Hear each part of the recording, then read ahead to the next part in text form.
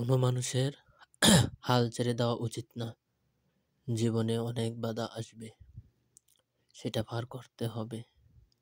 জীবনের বাধা না আসলে জীবন সম্পর্কে জানা যায় না।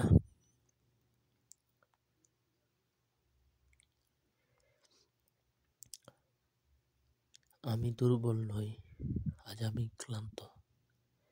মিথ্যে ভালোবাসার অভিনয় দেখতে দেখতে আজ আমি পথভ্রান্ত।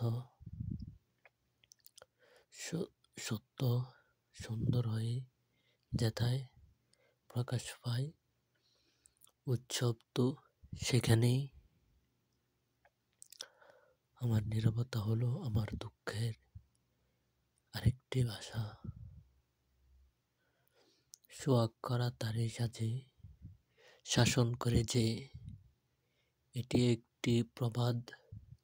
কাউকে এমন পাত্তা দেওয়া উচিত না যে আপনার মূল্যই বুঝতে চেষ্টা করে না। একা থাকাই সবচেয়ে বুদ্ধিমানের কাজ। একা মানুষের সঙ্গী হিসেবে বইকে সাথে রাখা উত্তম।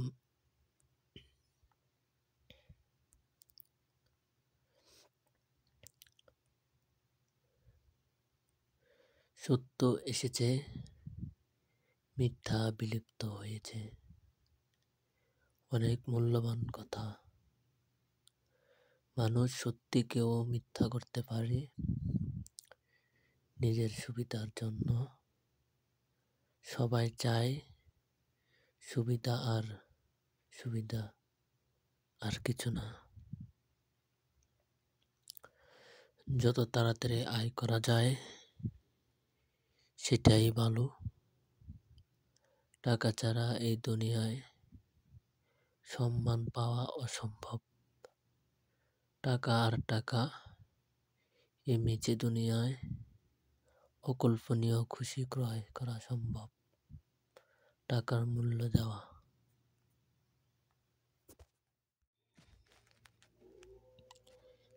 এরপর সৌরভ ধরে রান্না করে যায়, তার মাকে জড়িয়ে ধরে কাঁদতে থাকে।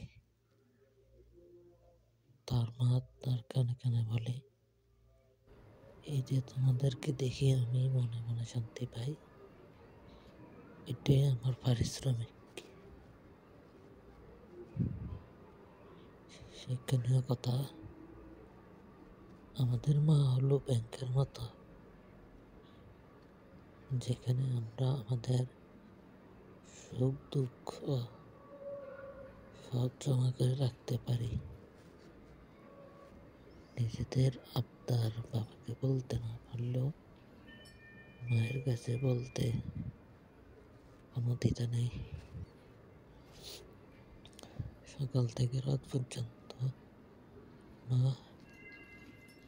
হাই ফরমাস কেটে থাকেন, কিন্তু কখনো মাকে বলে না যে মা আজ সব কাজ আমি করবো। জিজ্ঞেস করে দেখবেন, এমনটা বললেও তিনি আপনাকে কাজ করতে দিবেন না। আর এই কারণে এটাই প্রেম, স্নেহ, মায়ের বন্ধন। আচ্ছা, আমরা কয়জন মাকে জিজ্ঞাসা করি যে তুমি কেমন আছো? জিজ্ঞাসা করছেন কখনো? ভালো থাকলে বললাম ভালো আছি। জিজ্ঞাসা করুন যে সে ছেলেটি অথবা সে মেয়েটি যে ছোটবেলা থেকে স্নেহ থেকে বঞ্চিত হয়েছে। জিজ্ঞাসা করুন সেই মেয়েটিকে যে ছেলেটি জন্মের সময় তার মাকে সর্বশেষ দেখেছে। জিজ্ঞাসা করুন মায়ের মমতার অভাব কাকে বলে। আমাদের যা আছে তার কদর করি না, জানি তা নিয়ে অযথা সময় নষ্ট করি।